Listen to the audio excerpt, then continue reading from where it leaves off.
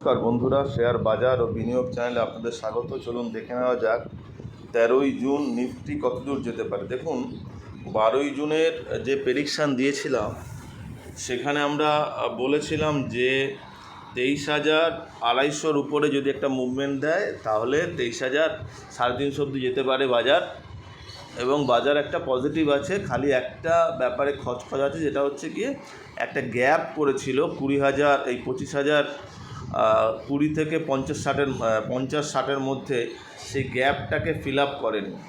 কিন্তু যাই হোক, বাজার যতটা পজিটিভ ভাবা হচ্ছিল, ডবল টপ ফরমেশন করেছিল। এখানে দেখুন, আমরা ডে ক্যান্ডেলে আগে যাই তাহলে ব্যাপারটা বুঝতে পারবেন।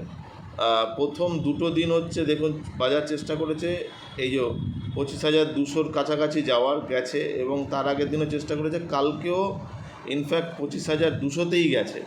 200-র কাছাকাছি গিয়ে বাজার নিচে এসছে। দেখুন, এর আগে 25,050-এ একটা বানালো ধাক্কার জায়গা, এখন 25,200-তে গিয়ে 3 দিন উপরে থাকার চেষ্টা করেছে। কালকে স্পিনিং ক্যান্ডেলটা, আমি বলেছিলাম কালকের স্পিনিং ক্যান্ডেলটা একটা ভাবনা ধরিয়েছিল, কিন্তু তারপরে নিচে এসছে।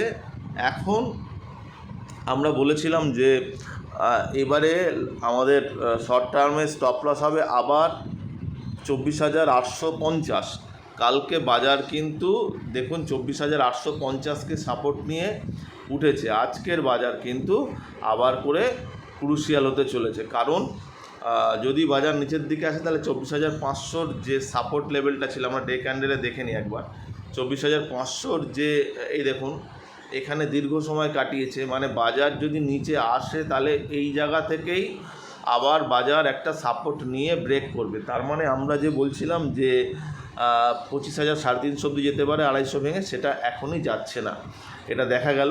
কারণ এরপরে বাজার কিন্তু যে জায়গায় বন্ধ হয়েছে আজকে, এরপরে ফার্দার কিন্তু নিচে আসতে পারে। যদিও 850-এর নিচে এটা বন্ধ হয়নি, তবুও বলছি। চলুন, ডে ক্যান্ডেলে দেখা হয়ে গেছে, এবার আমরা 15 মিনিটের ক্যান্ডেলে যাই।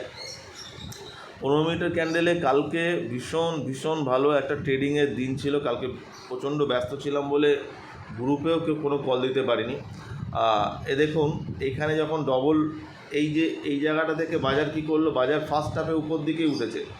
এখান থেকে নিয়ে সুন্দর করে বাজার যেখানে ছিল 130 150 থেকে গিয়ে এইখানটায় দেখুন বাজার একাধিকবার গিয়ে ধাক্কা মেরেছে। মানে বাজার কিন্তু যদি আপনি ডে 15 মিনিটের ক্যান্ডেলে বলেন তাহলে কিন্তু এখানে বারবার করে দেখিয়েছে। দেখুন, আমি বলেছিলাম 250 ভাঙতে হবে, যেখানে আমাদের ধাক্কার লেভেল ছিল, এই লেভেলটার কথা বলেছিলাম। সেখানে গিয়ে 1 2 3 প্রায় 4-5টা ক্যান্ডেল গিয়ে 15 মিনিটে ধাক্কা মেরেছে। মানে অনেকক্ষণ চেষ্টা করেছে বাজার এর উপরে যাওয়ার, 11:30 থেকে 12:30 একটা।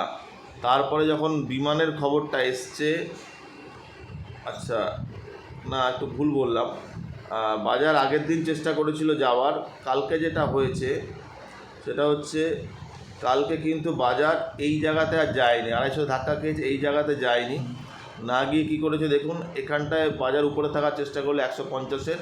তারপরের ক্যান্ডেলটাই একটা ক্যান্ডেল বানালো বিয়ারিশ এনগালফিং, এবং তারপরে দেখুন এইখানে এসে বাজার চেষ্টা করেছে সাপোর্ট নেওয়ার 50-এর কাছে, অনেকক্ষণ দেখুন চেষ্টা করে। তারপর 50 যখন ভেঙেছে তখন এই সাপোর্ট লেভেলে চলে এসছে, যেটা তারপরে 900, তারপরে হচ্ছে 850। দেখুন এখানে আমার যেটা বক্তব্য সেটা হচ্ছে, বাজার কিন্তু কালকে ভীষণ ভালো একটা সেল অপশান দিয়েছিল, যদিও আমি ব্যস্ত ছিলাম বলে দিতে পারিনি। যাই হোক, বাজারে এখন কি হবে, বাজারে আবার একটা কারেকশান কিন্তু হতে পারে। মানে কারেকশান মানে কি, আর একটা প্রফিট বুকিং হতে পারে। আমি কারেকশান বলবো না, কারণ 200-300 পয়েন্ট 400 পয়েন্ট গেলে কখন কারেকশান হয় না। কারেকশান বড় মাপের হলে তখন কারেকশান হয়। যাই হোক, যদি বাজার দেখেন এই জায়গায় খুলে গেল, আমরা কিছু করব না। মানে 856 থেকে 900-র মধ্যে, 900 ভাঙলে 950 থেকে 980, তারপর 25,000 ভাঙলে 25,050, 25,060-এর উপরে গেলে 25,153। কিন্তু আমার মনে হয় না আজকে বাজার অতটা যাবে। ম্যাক্সিমাম যদি পজিটিভ হয় তো 25,050 অবধি যেতে পারে। এবার নিচের কথা বলি, যদি বাজার ফ্ল্যাট খুলে এটা ভাঙে, মানে 830 ভাঙে, তাহলে 750, তার নিচে গেলে 667, আর তার নিচে গেলে 600। আর যদি নিচে খুলে যায়, ধরুন 777, 700-র কাছে 750, এখানে খুলে গেল, ওয়েট করব। যদি দেখি 750-এর এখানে সাপোর্ট নিচ্ছে, সাপোর্ট নিয়ে এটা গ্রিন ক্যান্ডেল বানাচ্ছে, তাহলে আবার এটা উপর দিকে যাবে 850-এর কাছে। তারপরে দেখতে হবে ওখানে গিয়ে সাস্টেন করছে কিনা, নইলে আবার 830 ভাঙলে নিচে আসতে পারে। ঠিক আছে, বাজারে কিন্তু একটা নিচের দিকে টান থাকবে। কেন টান থাকবে? যেহেতু কালকে একটা এত বড় ক্যান্ডেল বানিয়ে ফেলেছে, বাজারের যে সেন্টিমেন্টটা ছিল পজিটিভ, সেটা কোথাও না কোথাও কিন্তু একটা ধাক্কা খেয়ে নেগেটিভ হয়ে গেছে। নেগেটিভ বলতে এই সপ্তাহের জন্য। এবারে বলি, এই সপ্তাহে যদি 24,500-র নিচে আজকে যদি বন্ধ হয়ে যায় বাই চান্স, ধরুন 600, তার নিচে 500, কিংবা যদি সোম মঙ্গলবারও যদি 24,500-র নিচে বাজার বন্ধ হয়ে যায়, তাহলে আমরা যেটা ভাবছিলাম যে উপরের দিকে রেঞ্জ ব্রেকআউট, দেখুন 24,500 থেকে 25,050 এর মধ্যে ঘুরে গিয়ে বাজার ব্রেকআউট দিল, কিন্তু বাজার সাস্টেন করলো না। এটাকে ফলস ব্রেকআউট বলা যায়। এটা বাজারে হয়।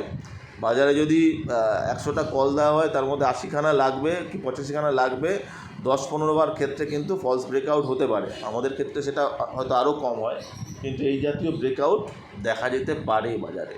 এবার ওয়েট অ্যান্ড ওয়াচ, কিছু কিছু সেন্টিমেন্ট, কিছু খবরে হয়তো বাজার খারাপ হতে পারে, কিন্তু সেটাই চলবে এটা ভাবারও কিন্তু কোনো কারণ নেই। এখন বাজারে আমরা ওয়েট অ্যান্ড ওয়াচ করব। যদি 24,500-কে হোল্ড করে যায়, থেকে যায়, তাহলে আবার আমরা ওয়েট করবো উপরের দিকে, তাহলে আবার যেতে পারে। আর নইলে কিন্তু বাজার একটা নিচের দিকে প্রায় 400 থেকে 500 পয়েন্ট চলে আসতে পারে। সেক্ষেত্রে কিন্তু 24,000-এর কাছাকাছি বাজার চলে আসবে, কিংবা 23,800-র কাছাকাছি।